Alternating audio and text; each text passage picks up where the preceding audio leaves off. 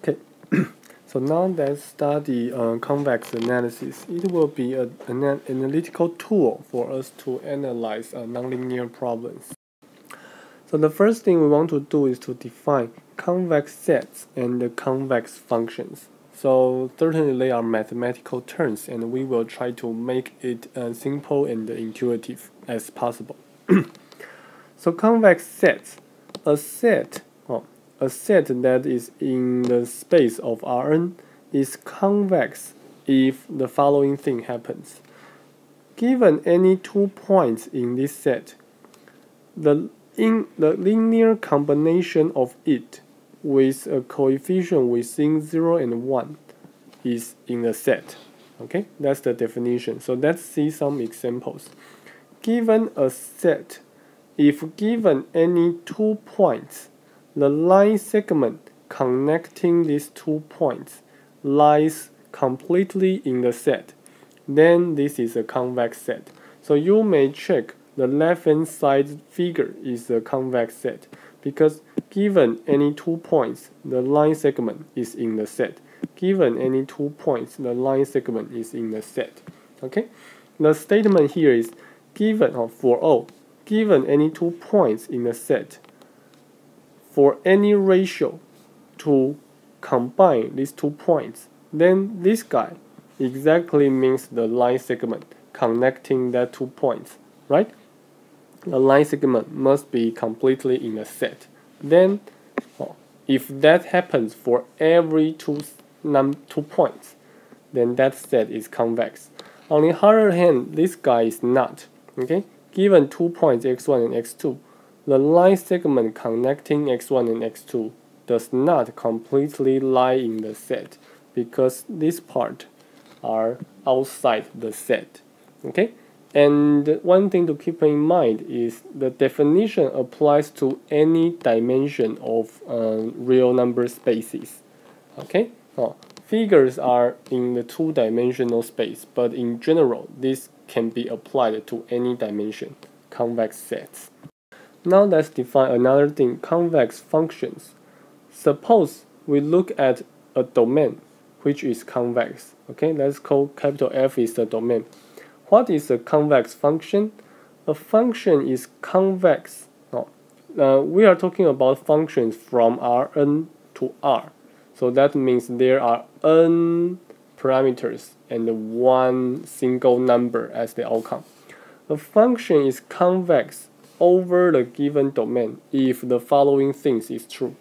Given any 2 points and the line segment connecting that 2 points, we have this inequality. The right hand side is the value of the first point and the value of the second point. Then the right hand side is the combination of the two values. So from the figure here, suppose this is point 1, point 2, then this point is f of x1 and this point is f of x2. Okay, so the line segment on the right hand side, the line segment is the line segment connecting these 2 points. And then for the left hand side is first we combine the 2 points and then put it into the function. So for example, if we take the ratio as 3/4 like this, then we get a point here, and then we put that into the function. So mathematically we have this definition, and graphically that just means given any 2 points on the domain, the combination of their functional value must be greater than the functional value of its combinations. Okay, so that's the meaning. The line segment must be higher than the function value. For the right hand side, this is not true. So let's see this. Given one point x1, given another point x2, the line segment connecting the 2 points, the 2 functional values, sometimes is lower than the functional value. So this is not a convex set. That's the definition. So for concave function, it's just that its negation is a convex function. So intuitively, convex functions are something like the curvature is upwards. The curvature is upward. And for concave function, the curvature is downwards. Okay. Well, for upward curvated curves, we know each line segment lies completely above the function. Okay, each line segment lies completely above the line segment. For concave function is the other direction. Each line segment lies completely below the function values. Okay, so with those definitions, let's see some examples. For x1, it's a convex set. Okay, because it's just a region. I mean an interval. Given any 2 points in the interval, the line segment connecting those 2 points is in the interval. For x2 is the same thing. For x3 is not. This is the set of natural numbers or the set of positive integers. Let's take 1 and 2 as the 2 points. And then a line segment connecting 1 and 2 includes 1.2, 1.4, 1.5, 1.6, whatever, and all of them do not lie in the set of natural numbers. So x3 is not convex. x4 is. x5, on the two-dimensional region, x5 is something like this. The square, I mean the circle, and those points inside the circle. So x5 is convex. But for x6, it's those points outside the circle. Okay? So of course in this case x6 is not a convex set because given 2 points, the line segment does not completely lie in the set. Let's talk about functions. For f1, it is a convex function. Okay? When you have a linear function, of course it is a convex function because all the line segments lies above or weakly above that line. That's an original function. How about f2? No, for f2 it's x squared. So the function looks something like this, right? This is a square root function. And mathematically, you may also verify that it is a convex function. Now it's f3. Now, f3 and f4 are talking about the sine function. Okay, so let's talk about the sine function. It would be something like this, right? And this is pi. This is 2 pi. So within 0 and 2 pi. From here to here, of course this is not a convex function, okay? Because at some parts here, the curvature is upwards. But if we limit ourselves from pi to 2 pi, then this is a convex function, okay? Within this area, within this interval, within this domain, we have a convex function. x5 is log. So log, let's draw it here. Log is something like this, right? So log is not convex. If you want, you may show that log is concave. Finally, is something is harder to draw. Is x2 plus x2 squared plus y squared. Okay, x squared plus y squared. If we know x squared is something like this, it's not very hard to imagine that x squared plus y squared is just something like this on the 3-dimensional spaces. So this is also convex. Okay, so we have convex sets and convex functions. Later you will see given any problem, it's important to check about convex sets and convex functions. So be able to recognize whether a function is convex or not, a set is convex or not, is important. So now we have our main proposition. So among all those propositions, this one is the most important for nonlinear programming. It's about global optimality of convex functions. Suppose we have a convex function f over a convex domain capital F. In this case, a local minimum will be a global minimum. Or if we have a concave function, then the local maximum will be global maximum.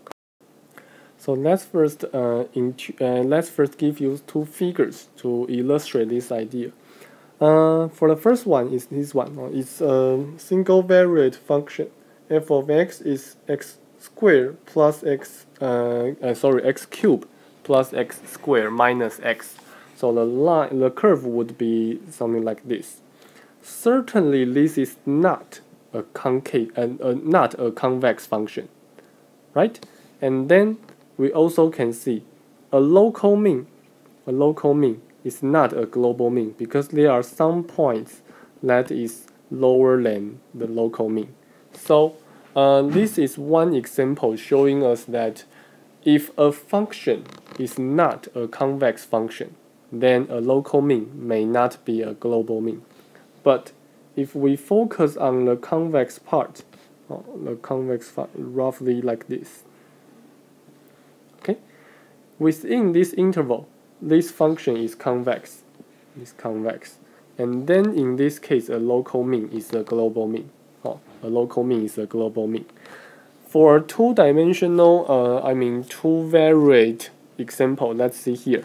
This is the figure of x2 squared and x squared plus y squared. Like this. This is x, this is y, this is z.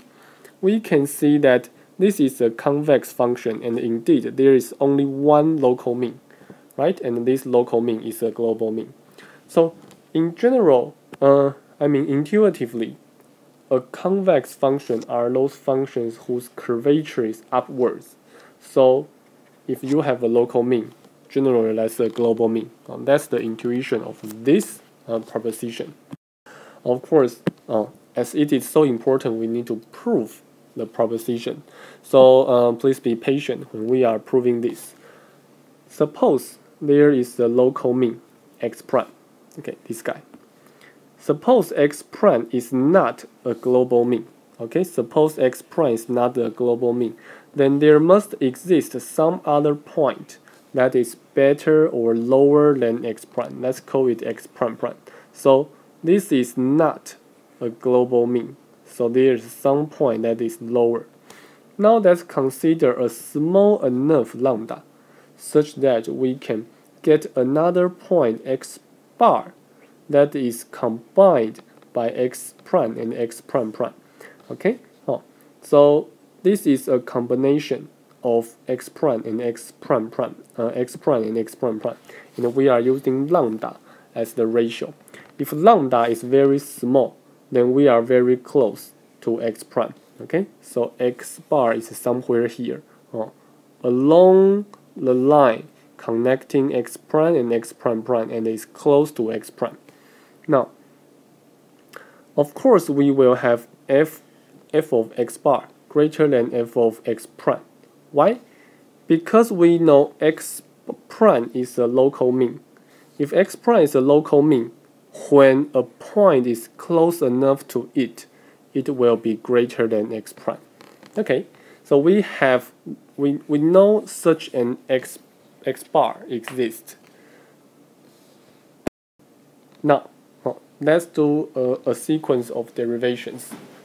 I know x bar satisfies this. F of x bar equals to f of lambda x prime prime plus 1 minus lambda x prime, because this is exactly the definition, right? X bar is exactly this. And then we have the following thing. Lambda x prime prime plus 1 minus lambda x bar is greater than f of x prime. Why? F of prime is here. F of x bar is here. As we mentioned, a local mean is smaller. And then this can be decomposed into the sum of two terms, right?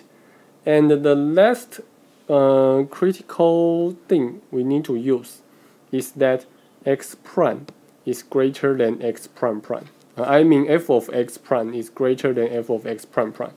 Okay, because x prime prime is lower. So through the sequence of derivations, we can show you that f of x bar is greater than lambda f of x prime prime plus 1 minus lambda f of x prime. And this violates the fact that f is convex.